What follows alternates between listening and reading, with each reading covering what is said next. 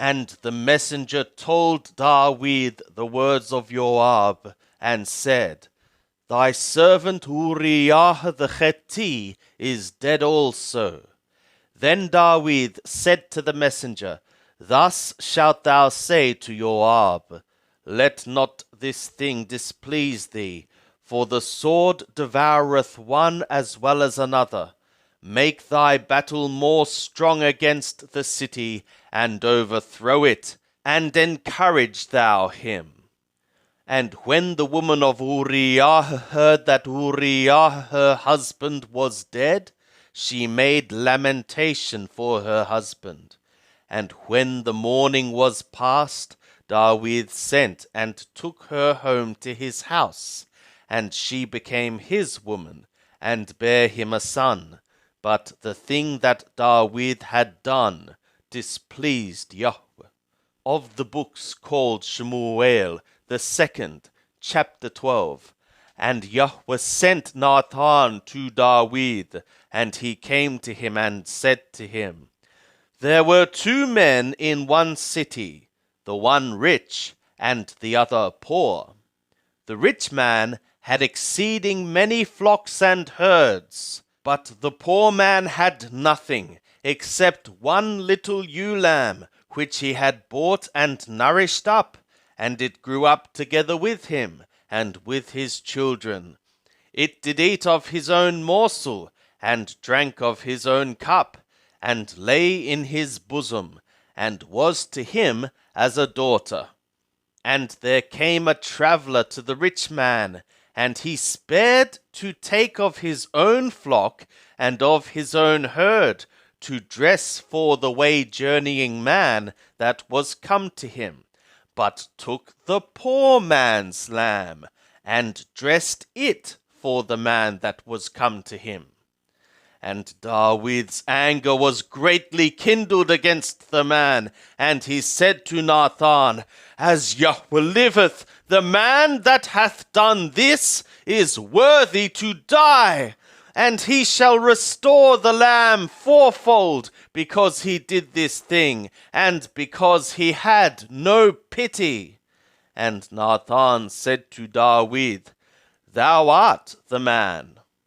Thus saith Yahweh, the God of Yisrael, I anointed thee king over Yisrael, and I delivered thee out of the hand of Shaul, and I gave thee thy master's house, and thy master's women into thy bosom, and gave thee the house of Yisrael and of Yehudah. And if that had been too little, I would have added to thee such and such things. For what reason hast thou despised the word of Yahweh, to do that which is evil in his sight? Thou hast smitten Uriah the Hittite with the sword, and hast taken his woman to be thy woman, and hast slain him with the sword of the children of Ammon. Now therefore the sword shall never depart from thy house, because thou hast despised me, and hast taken the woman of Uriah the Hittite to be thy woman. Thus saith Yahweh, Behold, I will raise up evil against thee out of thy own house, and I will take thy women before thy eyes, and give them to thy neighbor, and he shall lie with thy women in the sight of this sun. For thou didst it secretly, but I will do this thing before all Yisrael, and before the sun. And Dawid said to Nathan, I have sinned against Yahweh.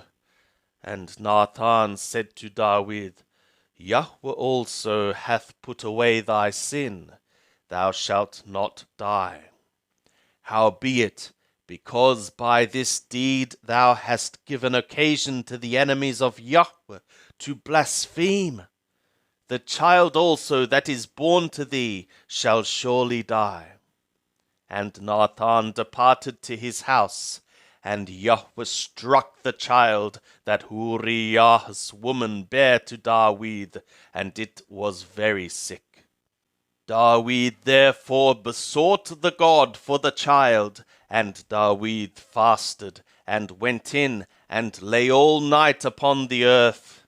And the elders of his house arose, and stood beside him, to raise him up from the earth, but he would not, neither did he eat bread with them.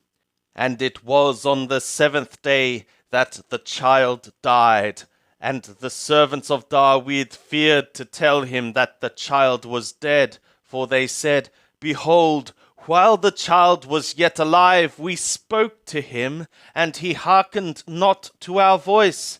And how shall we say to him, The boy is dead, and he effectuate an evil? But when David saw that his servants were whispering together, David perceived that the child was dead. And David said to his servants, Is the child dead? And they said, He is dead. Then David arose from the earth, and washed, and anointed himself, and changed his apparel, and he came into the house of Yahweh, and worshipped. Then he came to his own house, and when he required, they set bread before him, and he did eat. Then said his servants to him, What thing is this that thou hast done?